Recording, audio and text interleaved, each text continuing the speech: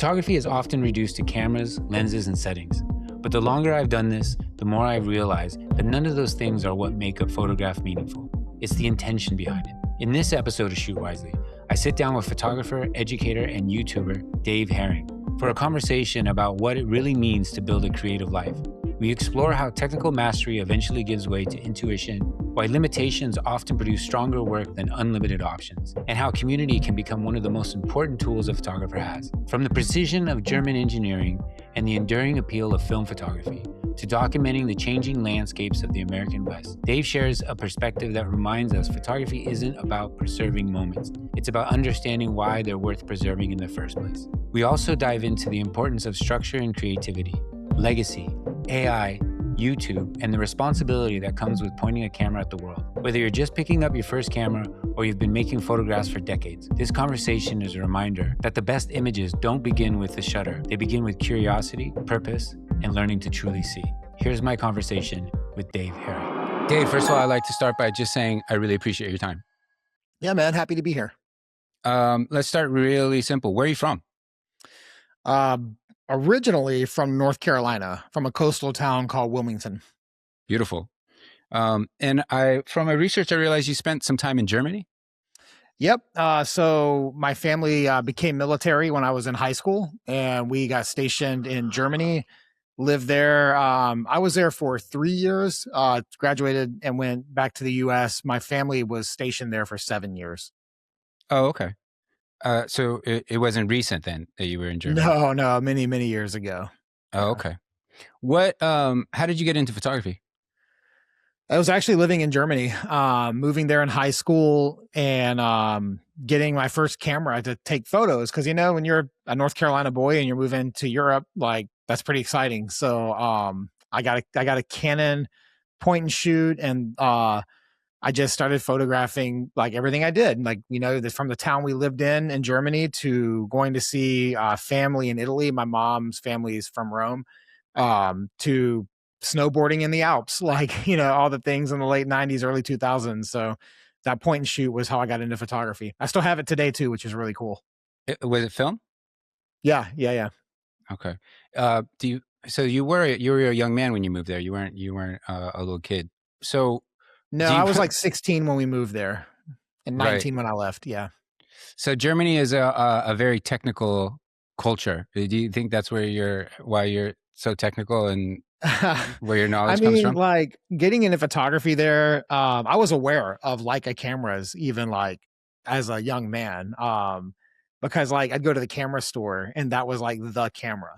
And then, you settled for everything else back in the late 90s. Like there was, of course, like Nikons and Pentax, but I always like thought, man, the Leicas were the coolest looking cameras I'd ever seen in my life. And so I like, even from a young age, like that German engineering, that precision, like I was like really into that. What do you think about film photography speaks to you? It's funny because I'm right on the border of the generation that only had film, and then we transitioned to digital. Like I wasn't I hadn't been doing it for 20 years and all of a sudden digital came out. Like I was right around, I feel like I was right on the border, as an elder millennial. I was experiencing a lot of things. I was on the border of internet. I still had an analog childhood and a digital college, Same. Life before social media. Social media was a thing when I was an adult, not as a kid or teenager. Same. And cheers to that. Yes, because 100%. We are the only generation. Yep. So I think that, like, thinking back, film was all we had, so you made it work. And then when digital came out, it was way more convenient, so much easier. Like I did a lot of photography in high school because I had a job on the base. So like military bases are like little cities. They have services that you get in the US. Our base had a Burger King on it, and we had a Popeyes chicken and biscuits, and we had we had a shopping center. We had, it's an American town in Germany, in a German city. But one of the services on the base was a matting and framing shop and a photography studio. So I got a job as a high schooler in the matting and framing shop where we also developed film. We had, we were literally developing film and making 4x6 prints and 5x7s. And So because of that, I got free development back then. So Oh, that's huge. I would just bring my rolls in and process them, batch process them all the time. Um, and so I feel like even for me, film was pretty convenient and that season. It's not convenient today, but it was No. convenient then. Digital, I got my first digital camera, I think in 2005. And I was like, what a revolution. I Yeah. can literally do photos and then pop this thing in my computer and download them. No Yeah. waiting, no processing, and then um, film was really like a backseat at that point. And Yeah. I never quit shooting film. But film got harder to get, especially in like 08, 09, 2010, 11. Like that was like to me the biggest dip was right around the time when Kodachrome stopped being developed as well. Like Yeah. 08, 09, film took this big hit and it started resurging around 15, 16. And now today, a decade later, it's made a full resurgence. But Yeah. in that season, film was what it was. You had to use it because you didn't have a choice. Then digital made everything exciting and efficient. Film kind of went by the wayside and it's made a comeback now. And it's today it's a stylistic decision. It's Yeah. not so much a I have to use it kind of decision. I think '08 is also when Polaroid fell off because I have a background in Hasselblads, and having the Polaroid Mm. back was always a thing, and then all of a Yeah. sudden they weren't available, which is horrible, and they're still not available today. You can get Right. some, but it's like you don't know if it's gonna Yeah. work or not. 100%. What do you think? What do you think being in the darkroom taught you about photography? Yeah. I like as far as darkroom, like developing the process Yeah. of having to develop your own film, not Yeah. printing, but like actual developing. I think Hmm. it's consequence. Like you got to be on your stuff. It's real easy to mess things up. Not so much with black and white, but with color. If you're developing color and your temperatures are off or your timing is off or whatever, Yeah. it's going to be quite different than maybe than Kodak intended that photo to look. So I think that there is a little bit of a love of technical in a lot of photographers' lives, even the people that have never shot film. They just Yeah. YouTube, doing YouTube and having people like, reach out about color charts or, light, like all the technical things that Yeah. originated in the darkroom. Yeah. Like Yeah. that mindset for photographers, even if you've never done it, that same vein existed in Yeah. the darkroom. And So I dodging. think, technical and precision have always been part of photography. And you don't find that anywhere as a greater example than in a darkroom. Yeah. I was going to say this for later, but you kind of touched on it. Your YouTube channel. You're a natural at educating people in photography. Where does that come from? I mean, I think part of it is my age. I am, I'm in my mid 40s, so been doing this a long time. I also have a background in not like the nonprofit world, fundraising, public speaking, writing for crowds, ghostwriting as well. So like having a bit of a background in how to speak and how to compel and how to like make complicated things like clear and also being like succinct and not overcooking it or like I have a background in all that in the career world as well. So I think that naturally lended itself to the YouTube stuff. A lot of the skills it takes to do YouTube are some of the same skills I already had, like spent 20 years developing. It was just a format shift to put it onto a YouTube channel. Yeah. I don't mean monetarily, but you know, people could learn pretty much everything they need to know about photography watching your YouTube channels. What do you get out of it? From making videos or from watching videos? No, just from giving that much information to people. Oh, I mean, look, at the end of the day, it's an art form, right? It is able to be monetized as all art can. Like, I mean, Yeah. a musician can enjoy playing guitar, but also be John Mayer and be one of the best living guitarists, Yeah. and make millions or however much doing it. Photography is an art form that is very accessible. It's more accessible now than it's ever been. Your phone, which everybody has a smartphone, is capable of doing better photography than digital cameras did 20 years ago or even 10 Right. years ago, honestly. Yeah. So because it's very accessible and it is an art form and it's enjoyable, like people, there's so many reasons. There's also like legacy. Like I want people to capture a legacy for themselves and for their descendants and their generations to come. I do documentary photography. It's like my main thing. And like freezing the moment in time is important to me because it's going to change, you know? And so for all of those reasons, I really enjoy empowering people to love photography and educate them on how to like get more out of it. Um, I am not the technical guy. I understand the technical components, but I don't get excited about the technical stuff. Mm, I get more excited about the story and like the legacy part of it than and like the preservation of it than I do about like the precision. Like and for that reason, like even like how I shoot is not very technical. Like I'm not thinking about settings when I'm going out. I do a lot of like F8 and be there kind of stuff. Like it's just right. here it is. This is what it is. Um, so just like empowering people to do their thing, enjoy it, love it. Man, that's what it's all about to me. Yeah. I am definitely not a technical photographer. I'm more about the feeling. And I would imagine that you get bombarded with questions, especially because of your YouTube channel. Do you think people get too caught up in the technical? I definitely think that there is a percentage of people that love technical. I think photography attracts artists that are about the feeling of it and like engineers who love the tech. That's why like a new camera release is exciting for a lot of people. And it could be this like nominal change, but people get really pumped up about that because it's Yeah. like new tech. So photography's always attracted people that love tech as well as people that love art. I feel like my audience is probably less techie because I don't cover that stuff. So like as an example, like there's a guy on YouTube, Gerald Undone. Hmm. He is all about that tech stuff. And I mean, I've never met that guy. And I appreciate his channel. I think he retired actually. But anyway, he covers a lot of the technical stuff.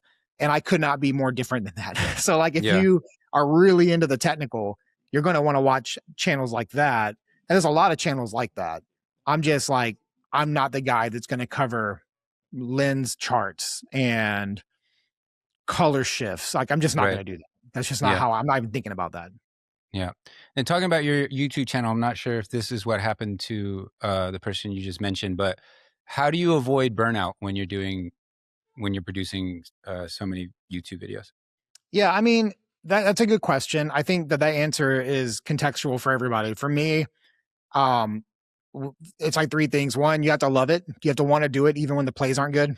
Like Yeah. I love educating.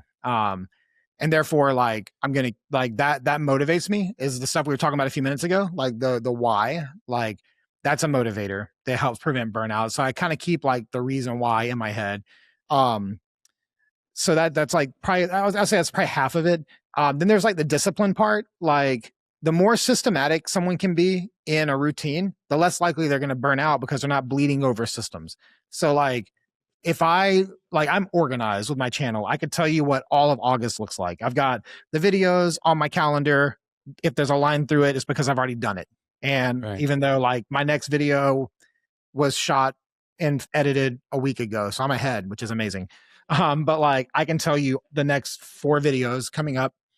I have it on my calendar when I'm shooting those videos. That's on my calendar. And then I have this is what I do for with my job. So I edit during the day. So I'm not editing at 11 o'clock at night. I did when I started, but I don't do that today.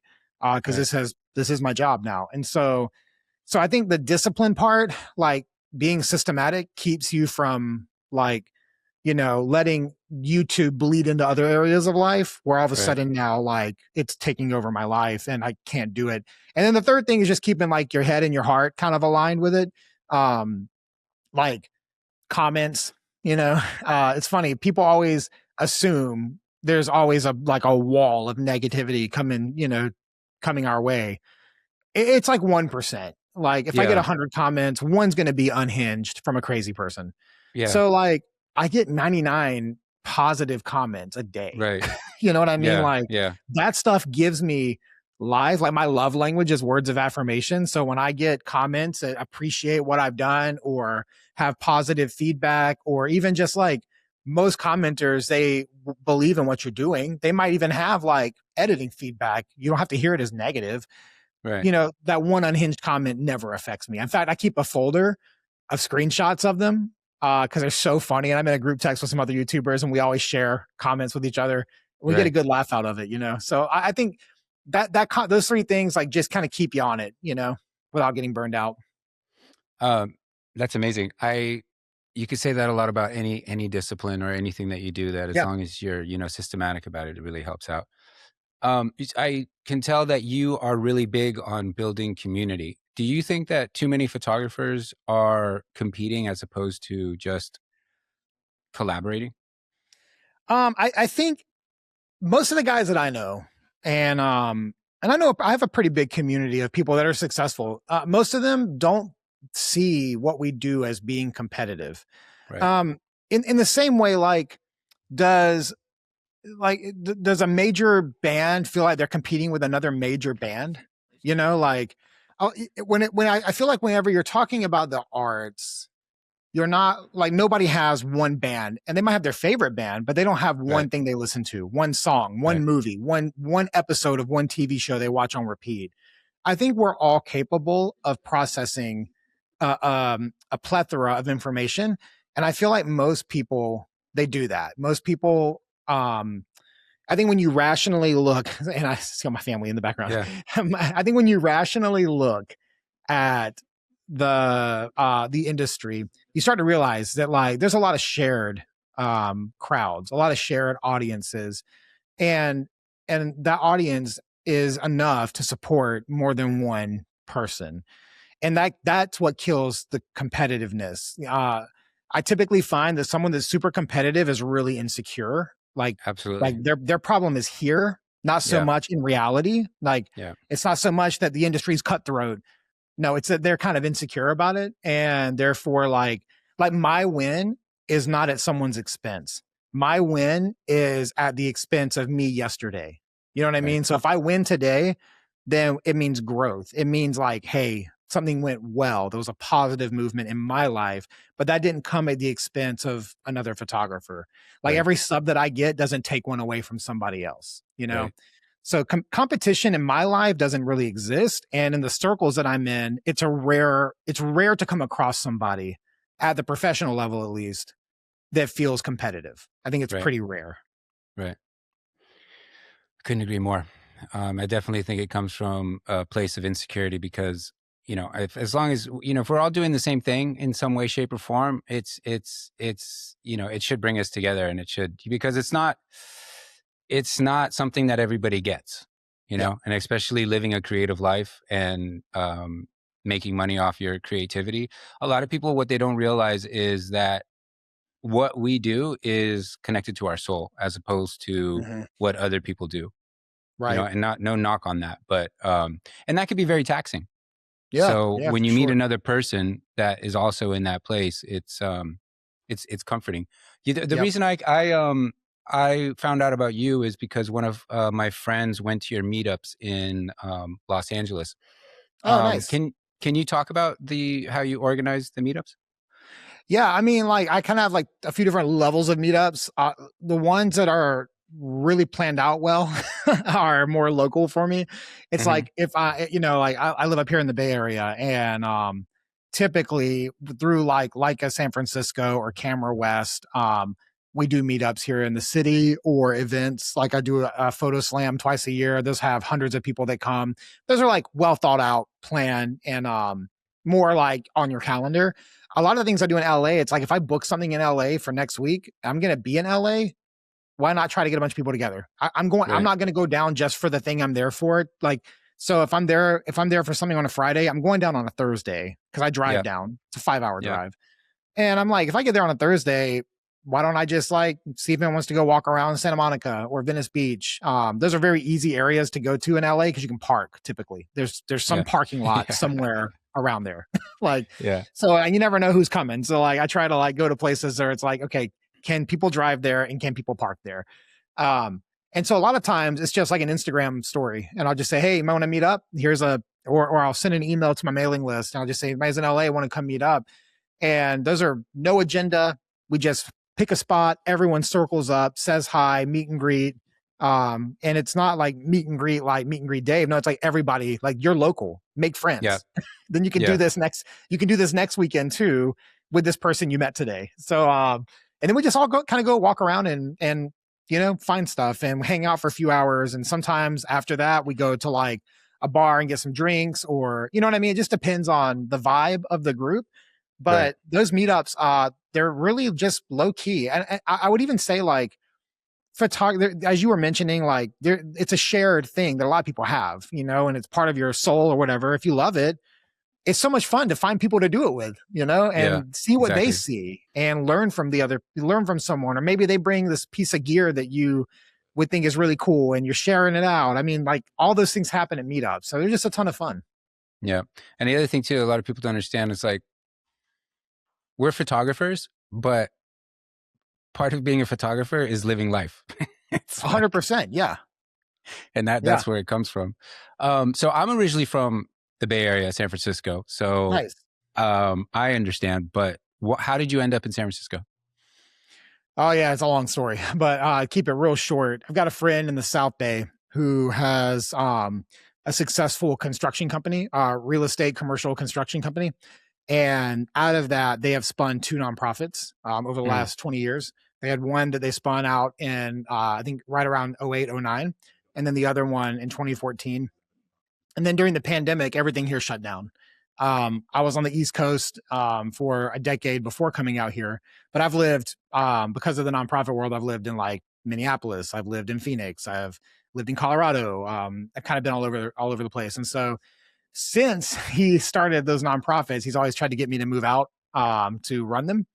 And then during the pandemic, when everything shut down and they had to basically reconfigure to reopen in 21, I just was like, you know what? The pandemic reset all of our lives anyway.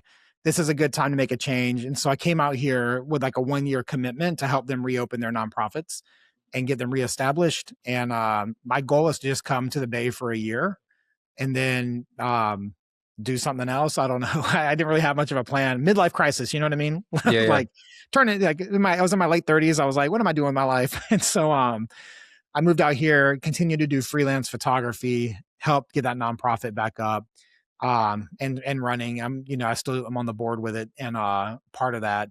But then like around 23 or the end of 22, I was like, I want to try making a YouTube video. And I did that, posted at the end of 22 just a test video, and it did really well, and then did another one in January of 23, and that's when I considered myself like starting YouTube, is like January 23. So, and that just kind of worked and it's kept me here. So I'm still yeah, here. And it's going well. I'm not native to the Bay. I'm not native to California, but I'm also nomadic my whole life. I never, like, I'll tell you, I'm from North Carolina. That's where but my mom's family is from Rome. oh My wow, dad's family is deep North Carolina. They're generational North Carolina. I didn't grow up with my dad. I grew up with my mom and her family. My parents yeah, divorced when I was young. So okay, um, so I'm very nomadic. I don't think I have roots anywhere. So, I'm still here in the Bay for now. Might not be in a year, might be in 10 years. Who knows? right. What do you love about the Bay? Man, so many things. I choose to live here. Let me start with that. Like, which means that I choose to live here in spite of how expensive it is.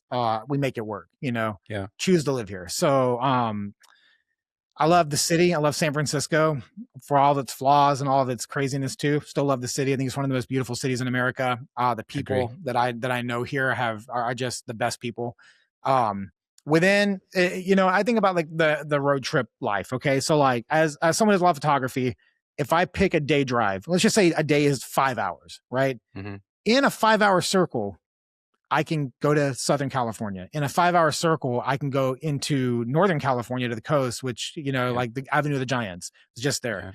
yeah, In a 5 hour circle, I can be on, well, way less than 5 hours, but I can be at the coast here. In 5 hours, I can be in Yosemite. In 5 hours, I can be in Kings Canyon. Like, it yeah, is insane what we have yeah, access to in Tahoe. that 5 hour window. It like this time of year in 5 hours, I can be coming out of Tioga Pass into the Eastern Sierras. Like, Yeah, it's really nuts, like how much access we have here to everything that I want, like for yeah, photography. yeah, So I love that. And as far as locally, I love the diversity. being from the East Coast, I'm not from a diverse place. I love the diversity here. I love that my kids are growing up around diversity and different Yeah. cultures. Diversity is the shortest distance to empathy. So when you learn humanity and empathy, you learn to it fundamentally affects how you see people and how Yeah. you see people with that you might have conflict with. And I think diversity is the number one path. The shortest distance to being an empathetic human is being in diversity. So a It's lot of beautiful. wins for my family, and then a lot of wins for my photography as well. Yeah.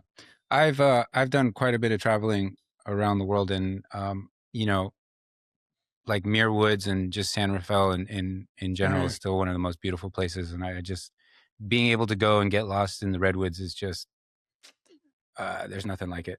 Yeah, and there truly is nothing like it. It's the only place in the world that we have that. You know what I mean? Like if you want to see redwoods, you're coming to the coast of Northern California. That's it. Yeah. Yeah. And Tamales Bay. And I mean, I could go on Mhm. and on. I really love the Bay Area. And also the food. Yeah. You, looking at your work, you capture a lot of the Great American West, and maybe that's just Mhm. because of your location now. But what about the Great American West speaks to you? Yeah, I mean, I always have, even when I was on the East Coast. Did a lot of traveling out here, which is it been part of my story for 20 years. Moving out here was just kind of like, I'm tired of flying out here, so I'm going to move. So the West, I don't know, man. I've never really been able to articulate what it is, but I think I come from a like in my DNA is a pioneering spirit. Like there is a part of me that like I said, my mom's family's from Rome. My like immigrants, World War II immigrants that left their home because they didn't want to live in that world anymore and started life anew, never returned. Um, growing up, even personally, we moved around a lot. So like I've always been pretty nomadic. I personally have been as well. There's something about the West that resonates with me in terms of like that pioneering part that like, like America started in the East and moved West. I resonate with that. I also I think it's also the time period. Like there's something about like even in the history books that 1800s into the 1920s, like 1850 to 1920, like that season of America is really interesting to me. Hmm. And so you find a lot of that history in this part of the country versus Right. like where I'm from, Wilmington, North Carolina, our downtown riverfront is way earlier than that. Like Right. predates, Yeah. talking about back in like much earlier. And so your history, your brick buildings are different. Everything's just different. Whereas out here, you have a little more of that like time period piece, especially on the northern plains. Or as you get into like like central to western Wyoming at the latest, like that those areas just they have a lot of more of that settlement history, that pioneering history, and there's something about that just really like is attractive to me from not just even photography, but I just love being in those places as well. Yeah.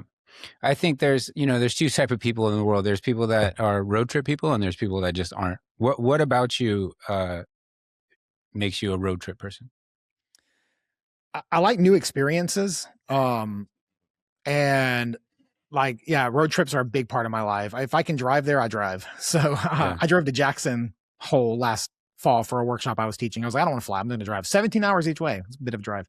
Um, How many stops I did did it in you two stop? days. So just like gas stations and a couple of like cool places. I was like, I'm going to walk around here and take some photos.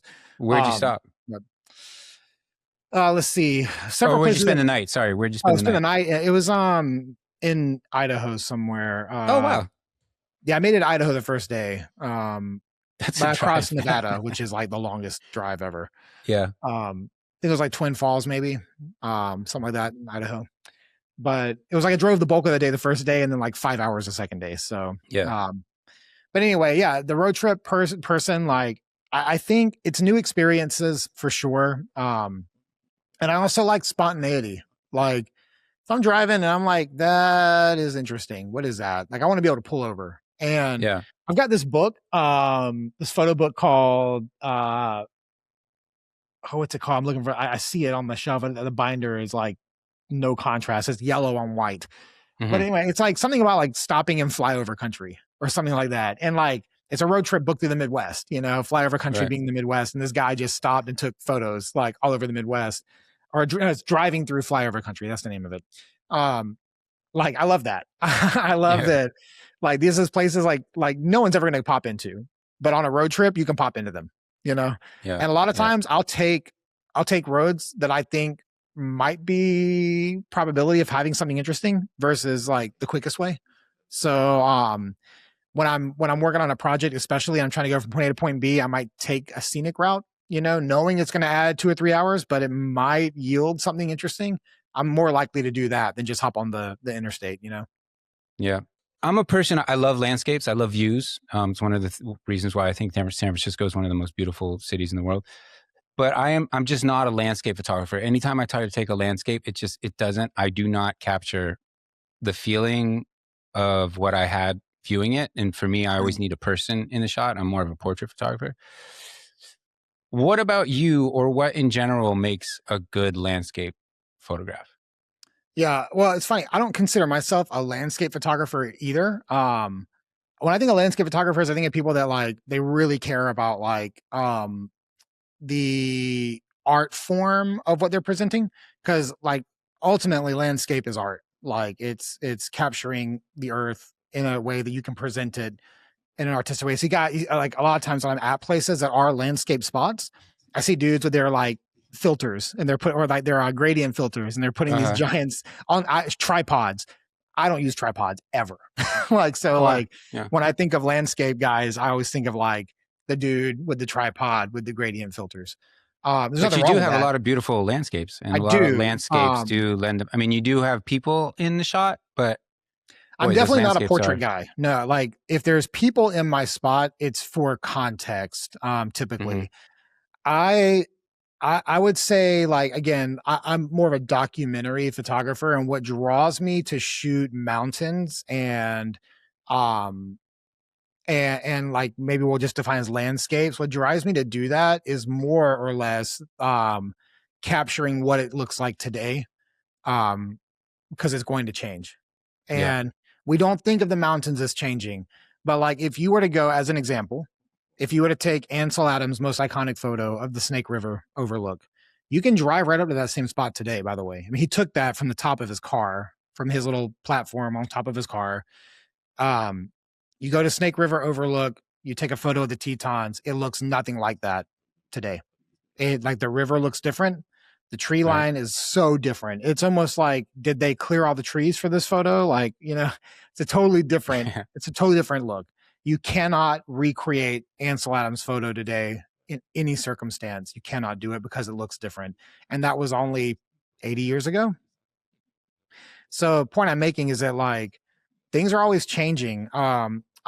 Years ago, man, I went up to the Canadian Rockies to a spot that I'd wanted to see for most of my life. My grandparents had this book. It was a Reader's Digest. I actually have it. I've got so many books on my bookshelf, but it's called like the history and geography of like North America or something like that. Right. It's a Reader's Digest book from like the 60s. You know what I mean? Like back whenever Mhm. your grandparents would buy a book from the person going door to door that was selling encyclopedias. So my grandparents had this book when I was little, and the first like quarter of the book are all the different varieties of landscapes in North America. So you have like the plains, the forest, the desert, and like the lakes, and like all this like North American geography and geology. And there was a photo in that book of Spirit Island in Jasper National Park in Canada. I didn't know that then. I just remember the Mhm. photo. I Right. still have the book. I still have the photo. And so I used to think that that was like the coolest looking spot I'd ever seen in my life when I was like 6, 7, 8. Yeah. And I remember like whenever my parents, we lived in this like neighborhood. It wasn't like new construction in the 90s, but it was like early 90s. We moved into this house and there was a little pond that I could ride my bike to, like on the outskirts of the neighborhood, like through like the woods or whatever. And me and my friends would always ride over to that pond and try to go fishing. But it was funny because as like a 7-year old on my bike, I was looking for that spot. I was like, we got to find this one spot. thinking like it was like right down, it was like in my neighborhood, you know? Right. Um, anyway, I went back there for the first, I went up there for the first time in 2021. Right as when Canada reopened after the pandemic, I booked a flight and I went up to Jasper and I went to that exact same spot the photo was taken, to take my own photo of it. Right. Very, very iconic spot, you know, Spirit Island. Um, and as I was there, I was looking at the book, the glaciers on the mountains in the background are gone. Wow. Like the photo from the 60s, they are popping. Today, the photo I got, they're like, they're gone. Like all It's that not that snow long and ago. ice, the history, however many millennia or eons of years, is different today. And it just Right. reinforces that like things change Yeah. constantly. Even Right. even the mountains, which seem like they've been there for ever unchanged, they change. And so Yeah. I'm really motivated to capture that, like that evolution. With the hope that even my kids one day will go back to these spots and recreate some of the photos I have and see the Yeah. differences, you know? Things are always changing and I love documenting change. And at the same time, I love documenting things that haven't changed. Like I love ghost towns, like something that's sat there for 90 years and hasn't changed. That's amazing to me. Yeah. I love that. So it's a dichotomy of change and not changing. It's like, I want to photograph the earth that's changing and humanity that's not. So Yeah. that's kind of what I chase after. Yeah. And as humans, we think of our lives as a long time, but just in the story you're telling, imagine your kids going there and how much it would change. Oh, it'd be totally different. Yeah. You know, which Yep. is just it's wild. I don't believe that there's any rules in photography or, labels. If you take pictures, take pictures. But we have to sell ourselves to clients and to people. Mhm. So we do have to categorize certain things we Yep. do.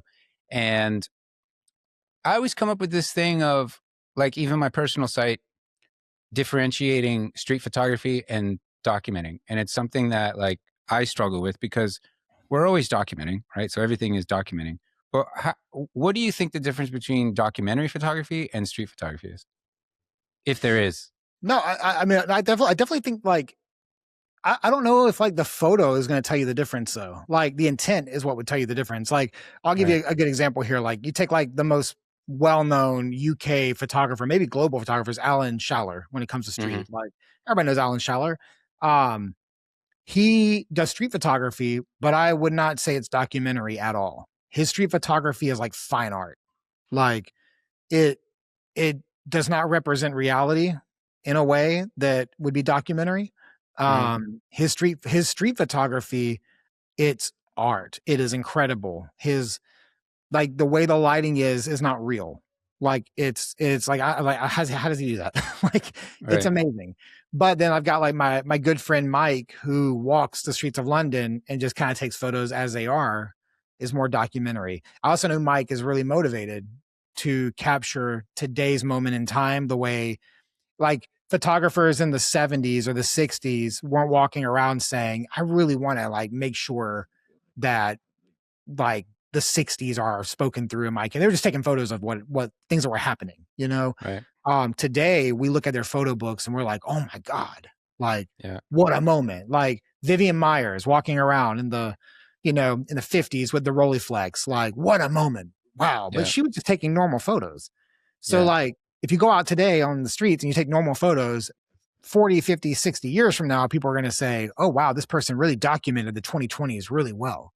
But really, they were just out there shooting whatever was happening. And that's what Yeah. motivates my buddy Mike is he wants to like capture what's happening today and see what becomes of it in the future. So I think the intent is really what separates like, the street photography from the documentary. I think it's yes and it's both versus like one or the other. Yeah. I mean, Vivian Myers is a great example because she was definitely documenting without, I assume, any intention of showing anybody. As far as we But know, yeah. but a lot of people view her as a street photographer. Yeah, she was, but as you just said, she was just documenting, Yeah. and she was a street photographer because she shot mostly on the street.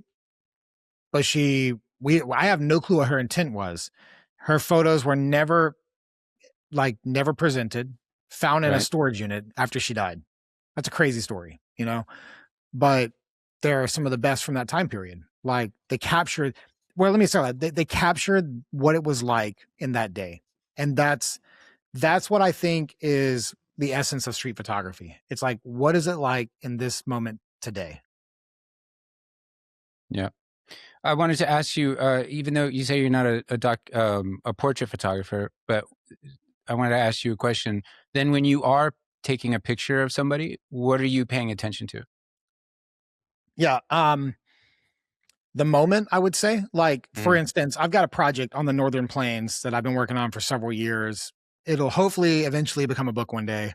There's some portraits in it. I'm not a portrait guy, but there are some portraits in it. But my focus was on like that moment, them sitting there. And I said, hey, can I make a portrait of you? You know, or whatever. Mm-hmm. An example of this was like one of the towns that I photographed is a town that when I first photographed it in 2009, it was a population of 3 on the census sign. Come into town, it says population 3. I met the mayor at the You time. automatically boost the population when you come. My wife and I came into it newlyweds. It's a takeover. Yes, exactly. Middle of nowhere town too, but it was a census sign, population 3. I met the mayor of the town. I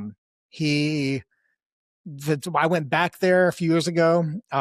He passed away. The other person in the town had been moved out into a assisted living place far, far away.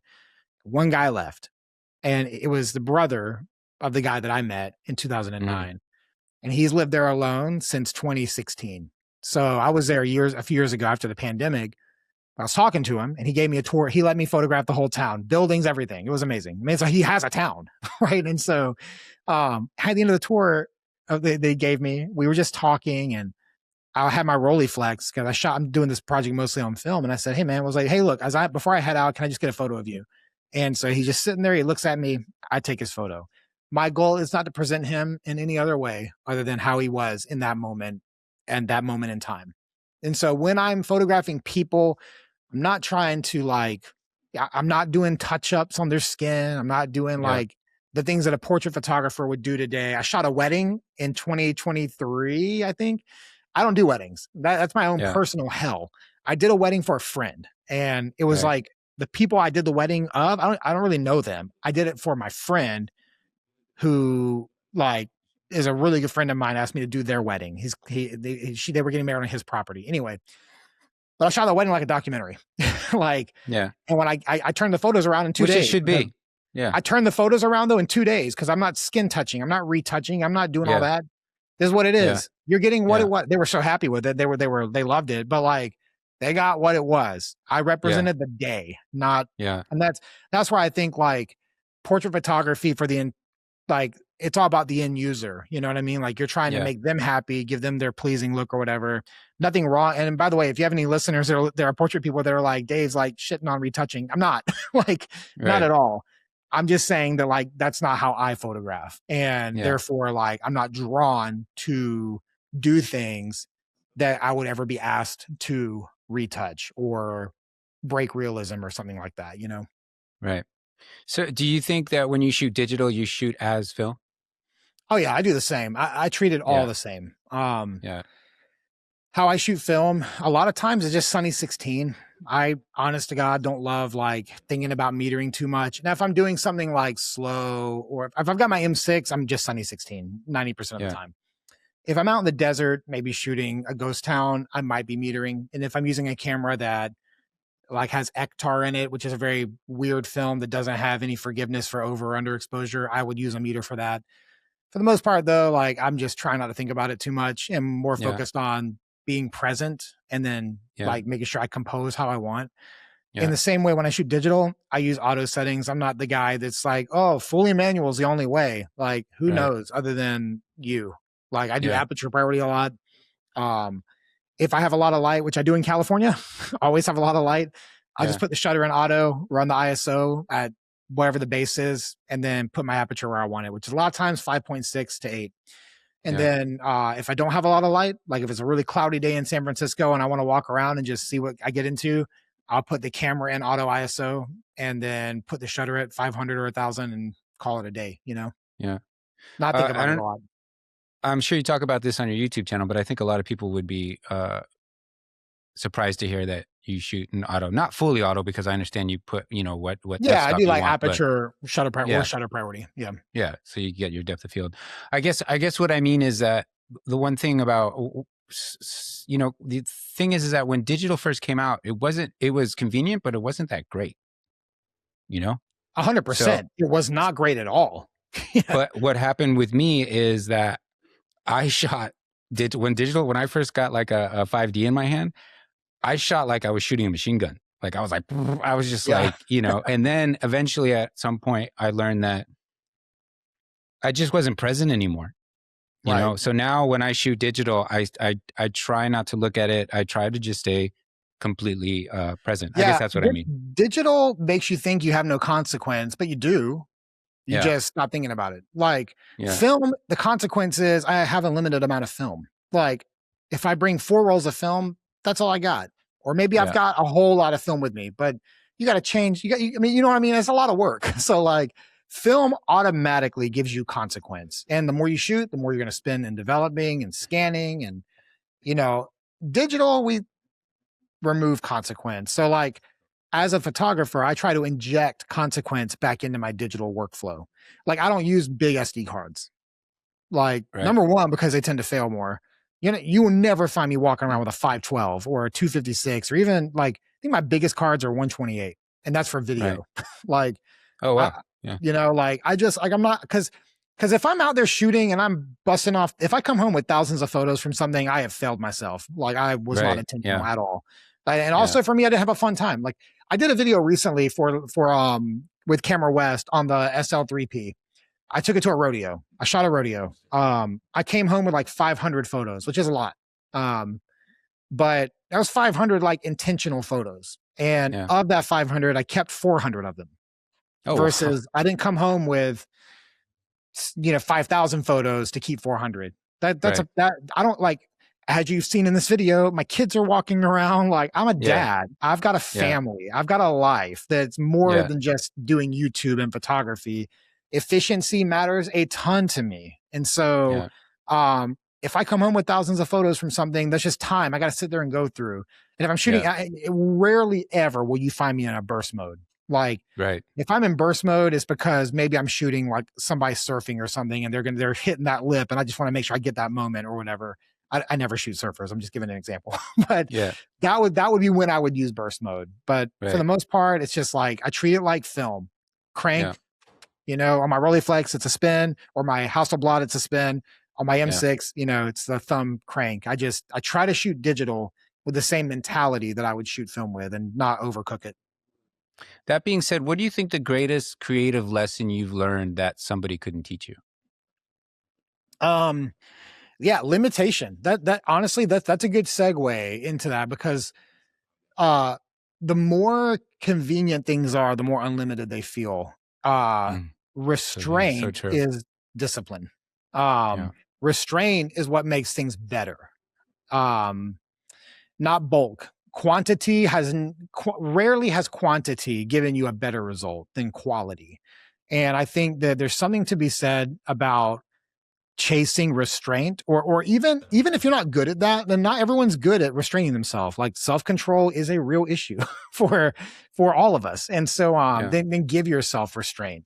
I like the Leica M system digitally because I can't do hardly anything with it that I could do with like a Sony or you know what I mean? That's why my main camera is a restrictive camera. Right. People lose they like, and why would I spend extra money on like I've spent 4 times on a new camera than I could get with a Sony or something else. And it's not about the tech. It's about the limitation. I'm literally paying this premium to force myself to be different, to be slow, to have restraint whenever I'm photographing. And because of that, I think I'm happier with the things that I do because I'm happier with the process of restraint. Yeah. So to wrap that up, it's limitation forces more creativity. 100%. I think so. And Yeah. that's, that scene in Apollo 13. I'm going to date us here real quick. The movie came out when I was a teenager, I think.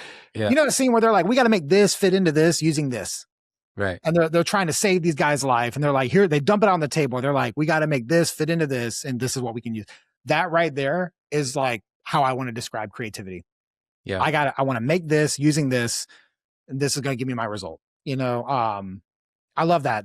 So yeah, limitations and restraint force creativity. Yeah. I love that.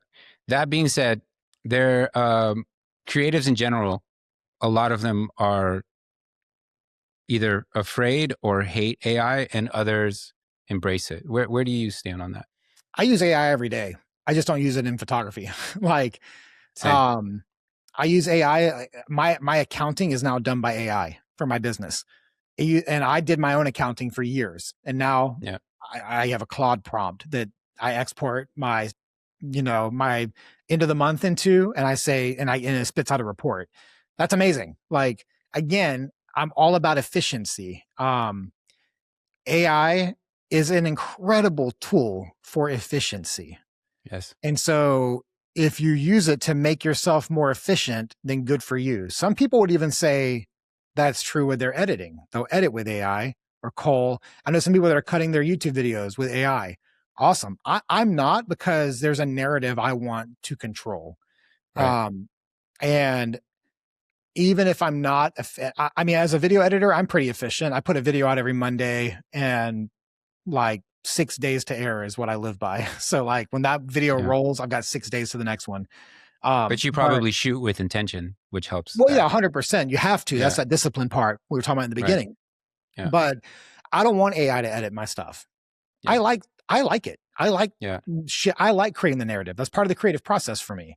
The shooting the video is like only half of what it takes to bring the video to life. The other half is choosing what to cut, and so that process is fun. But for the parts of my life that AI can help me be efficient, I do heavily lean on it. Administrative stuff. It buys me time to do more creative things. Like I used to spend a full day doing business accounting. My wife and I, we have a creative business, and in that creative business, that's just a blanket umbrella in the state of California. We are a creative services company. But in that, I do photography, YouTube. I have a shop, an online shop, all part of that. My wife's a tattoo artist. That's all part of that. We're just a big creative services company. So I have to manage kind of like a lot of different legs on the stool. It would take me a whole day to do my accounting. Now I can do it in 30 minutes. And that includes double checking it all. That's amazing. Like that bought me back. That bought me back almost an entire day to do creative stuff. So I think AI has a place in that regard.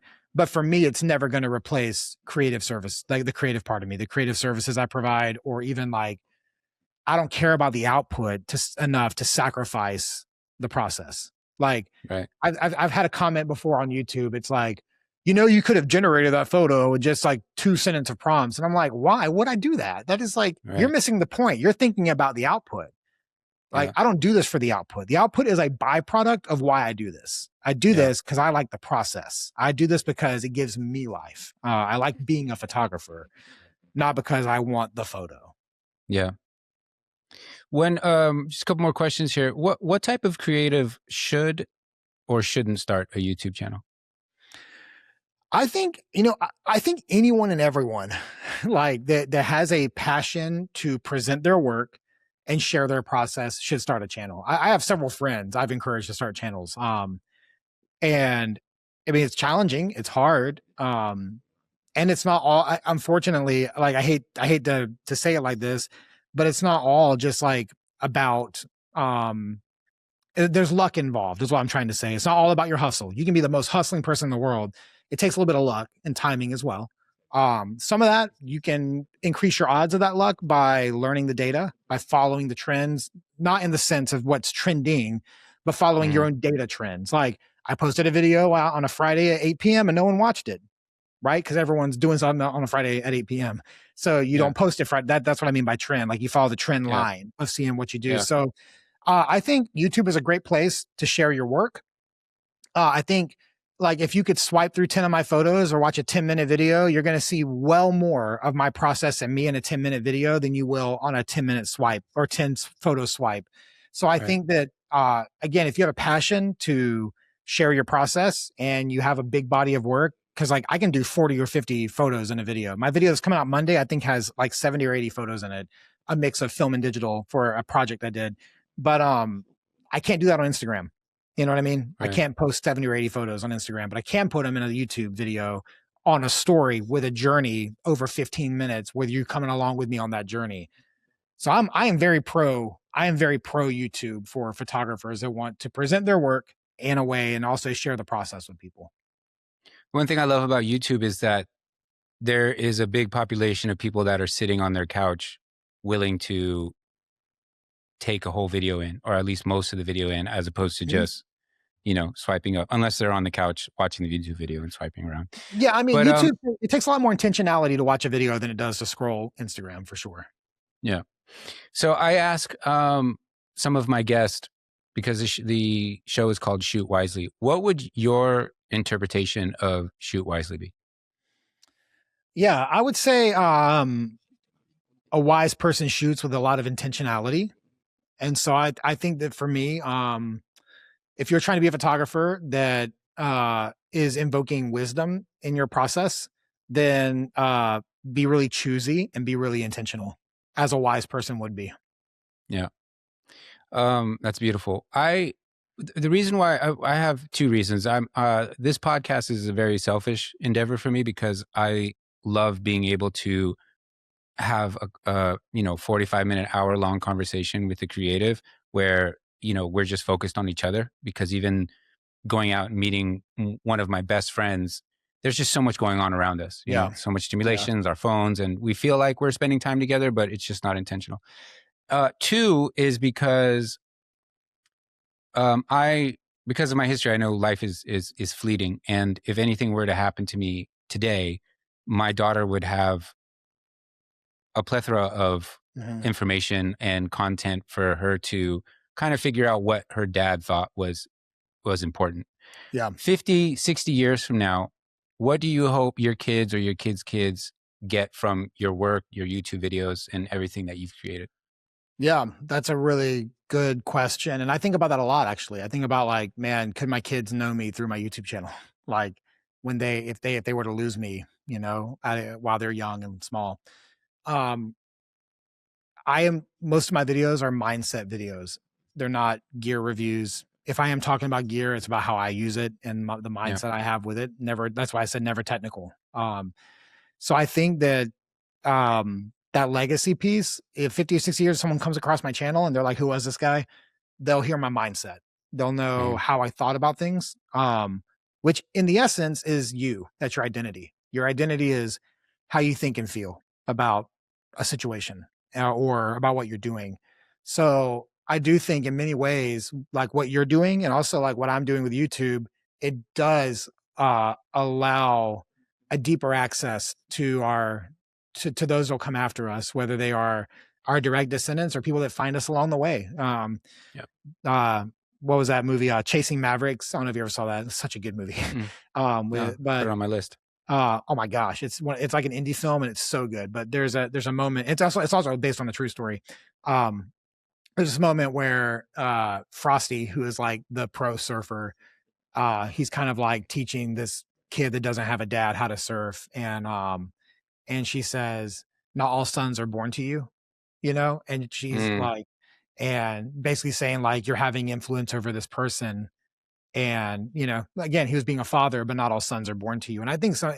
Not to say like I'm not like some 75-year-old mentor on YouTube, but I definitely feel like that whatever impact I have that can be a positive influence in someone's life kind of comes from that same mentality. Like I want to be a father to my kids, and that means a lot of things. But I also want them to be like to know who I was as a creative, and other people can know that as well through YouTube. Yeah. That's amazing, man. I really appreciate your time. Last question. A place you haven't been that if you could go there next week, where would it be? Man, you know what? I've done a few other podcasts and this question does come up.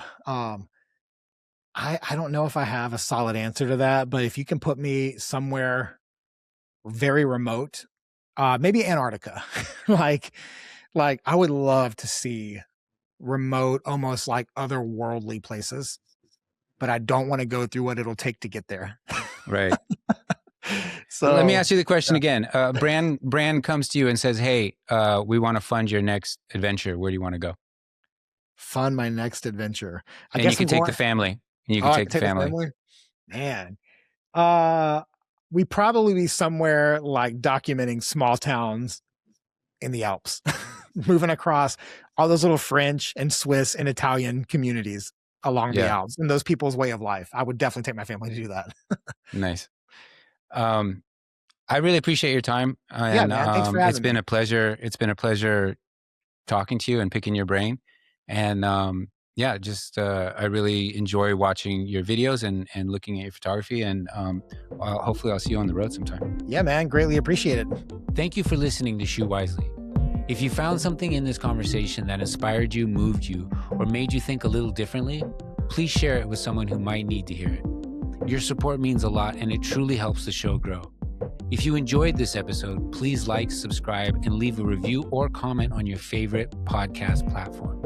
Those small actions make a big difference and help more people discover these conversations. I'm your host, Amir Brahimi. And remember, create with intention, live with curiosity, and always shoot wisely.